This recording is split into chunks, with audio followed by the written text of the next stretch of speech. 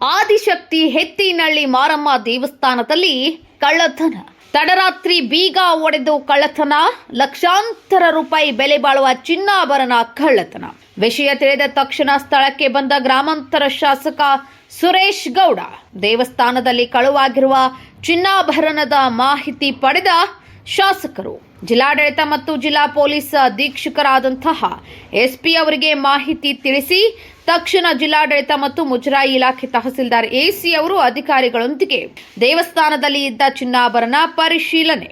ಇತಿಹಾಸ ಪ್ರಸಿದ್ಧ ಹೆತ್ತಿನಹಳ್ಳಿ ದೇವಸ್ಥಾನದಲ್ಲಿ ಈ ರೀತಿ ಘಟನೆ ನಡೆದಿರುವ ಬಗ್ಗೆ ವಿಷಯ ತಿಳಿದು ಭಾವುಕರಾದ ಶಾಸಕ ಸುರೇಶ್ ಗೌಡ ತಾಯಿಯ ಚಿನ್ನಾಭರಣ ಕದ್ದಿರುವ ದುಷ್ಟರನ್ನ ಹಿಡಿದು ನ್ಯಾಯ ಒದಗಿಸುವಂತೆ ಸ್ಥಳೀಯರಿಂದ ಒತ್ತಾಯ.